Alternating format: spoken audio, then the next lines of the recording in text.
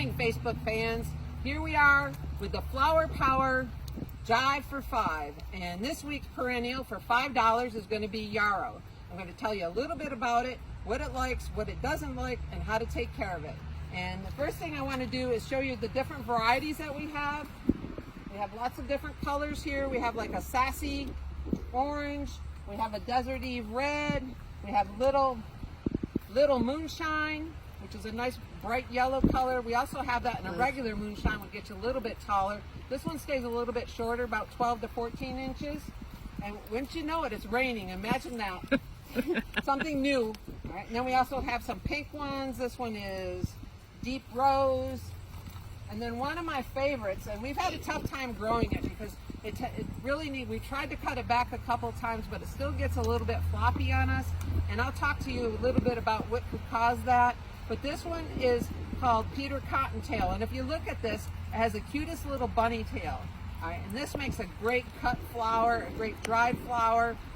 It's very delicate, the little bunny tail. It's one of my favorites, but it does get a little floppy, and this one's been cut back a couple of times. So now let's talk a little bit about what Yarrow likes and what it doesn't like. The first thing that it likes and it needs is it likes it hot and dry, and it likes a very loose soil. So if you have a heavy clay soil, you need to break it up with a little compost. Loosen up that soil a little bit. Doesn't need a real rich soil, but it needs to be broken up a little bit. If you put it on a slope, that helps with the drainage a little bit. And then the next thing is that it wants it dry. You need to water it in. If you're planting it this year, you need to water it in really well, 2 to 3 times a week. Get it soaked in, which hasn't been a problem with all the rains that we've been having. The next thing is, what it does not like is a lot of fertilizer, and that's what can cause a plant to stretch. It can get it to thin, it can get it to be floppy.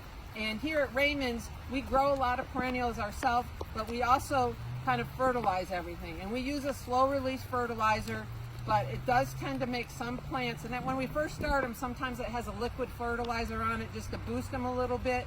And some plants really don't like that, but it's hard for us to be selective. Some of them are like succulents, sedums, yarrow, coneflowers, Russian sage.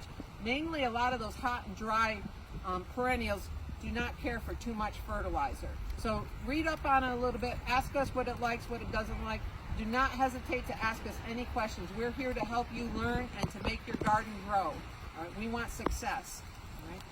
The next thing I want to talk about a little bit is the medicinal qualities for yarrow. And this is a straight species. This is a white flowering one, and you have to know that the yarrow tends to be a little bit invasive if it's happy. It'll spread on you, and you can just pick it up and throw it away, give it to a friend.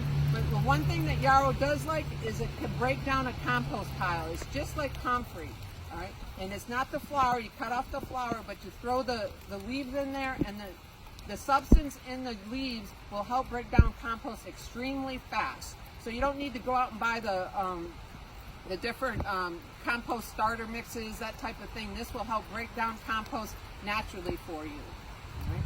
So that's one of the great things about it. Another great thing, the medicinal qualities, like I said, for the native species is insects. Do not like yarrow. It's great to plant these around your perennials. If you have any problems with aphids, this would be a great repellent for it. It's good for mosquitoes. The other thing it's also good for is stopping the bleeding. All right. It won't stop the rain, but it will stop the bleeding. So if you cut yourself, you can rub some of the leaves on there. You can also I'm like Jim Cantore. You can also use it to help prevent cold sores. It's a great astringent. It's in a lot of shampoos. If you do anything holistical, this is the plant. Look at it. Look at some of your holistical salads, and you'll see it. It's mixed with tea tree oil a lot, so it has those benefits also. And the one thing, it's pretty deer resistant and bunny resistant because it has kind of a sour taste to it that the animals do not like.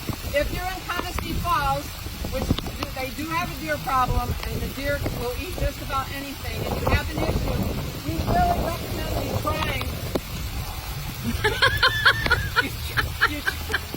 trying worked on the deer and the rabbits and the critters. It's great. You only have to use it once a month, and this is rain-proof. All right. So you can go out right now and you can spray your plants if you have a deer issue, and the rain will not bother it. But really, seriously, do ask us about this product. We've had great success with it. It's organic. It will not hurt your animals. So keep that in mind if you have a deer or rabbit or squirrel issue. Another thing about the yarrow that I want to talk to you a little bit about is how to deadhead it, how to take care of it. Deadhead it to keep it reblooming. All right. So all the energy doesn't go into making this a seed head. All right. So what you want to do is you want to go down the stem and find a leaf, and if you can, look for a leaf bud.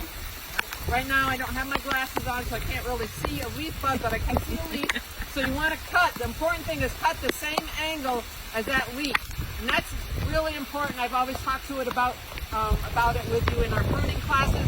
It helps get the water away from the stem bud and helps prevent diseases, and that's really like roses. It's very important in almost every single plant. So cut at the same angle as the leaf bud, right? Go down there. And if, like this one's getting a little tired, you can see there's a lot of rain's going to cause a little bit of the black foliage.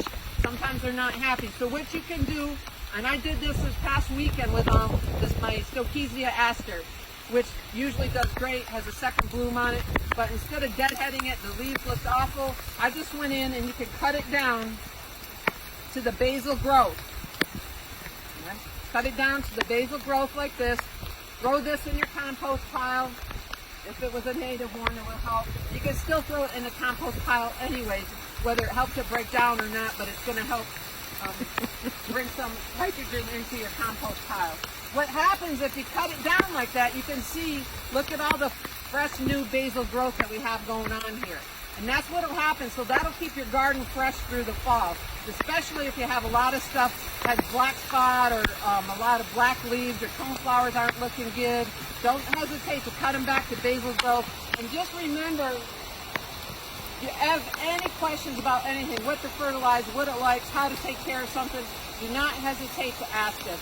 We really were going to have what we call the Flower Power Hour this season, but with COVID we couldn't do that, where we were going to walk around, take a table a week, tell you how to take care of a plant, what it likes, what it dislikes, how to plant it in your garden, and what other plants would look good with it. For instance, with this one I didn't mention, I forgot to mention, Liatris looks good with it, hot and dry catmint looks good with it. You can plant it with Russian sage, anything that likes the same type of soil and weather situation. All right, they're calling me off. Storm is coming in. I gotta go. But thank you so much for your attention. And like I said, stay tuned for Raymond's Roundtable and Vegging Out with Kay.